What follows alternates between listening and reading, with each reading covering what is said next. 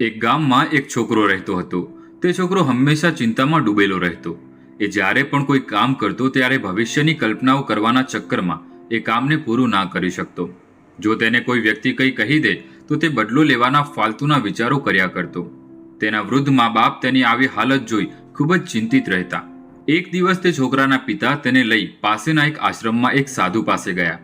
સાધુ ધ્યાનમાં મગ્ન હતા, પરંતુ છોકરાના પિતાએ આગ્રહ કરી તેમને જગાડ્યા અને તેમના દીકરાની આખી વાત કરી.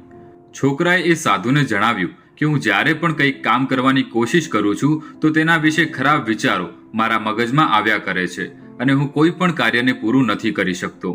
મારા જીવનમાં કોઈ પણ ઘટના ઘટે છે તો હું તેને ભૂલવાને બદલે બસ એના વિશે જ વિચાર્યા કરું છું અને એટલે હું મારા જીવનમાં કોઈ નવું કાર્ય પણ નથી કરી શકતો.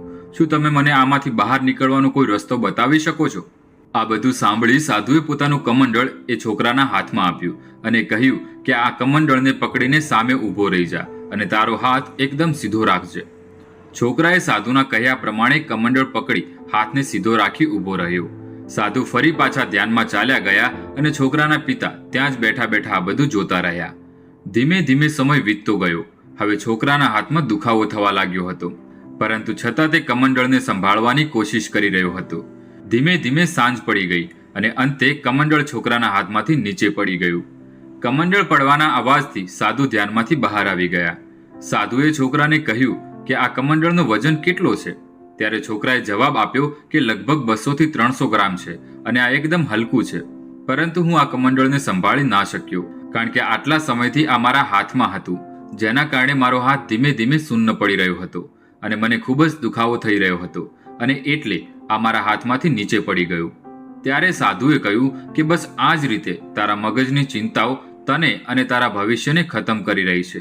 જ્યારે આપણા જીવનમાં કોઈ ઘટના ઘટે છે તો તેના વિશે ચિંતા થવી સ્વાભાવિક છે, પરંતુ વ્યક્તિએ એ ઘટનામાંથી કંઈક શીખ મેળવી મહેનત કરતા કરતા આગળ વધવું જોઈએ.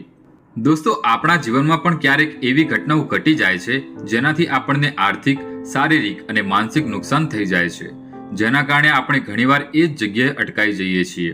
પરંતુ જો તમે એ જ ઘટનાઓને મગજમાં રાખી હંમેશા એ જ ઘટનાઓ વિશે વિચારતા રહેશો અને તમારા જીવનમાં આગળ નહીં વધો તો તમે ક્યારેય પણ જીવનમાં સફળ નહીં થઈ શકો. જો ક્યારેય તમને કોઈ વાતની ચિંતા થતી હોય તો તેના ઉપર વિચાર કરો કે શું આ સમસ્યાનું કોઈ સમાધાન છે.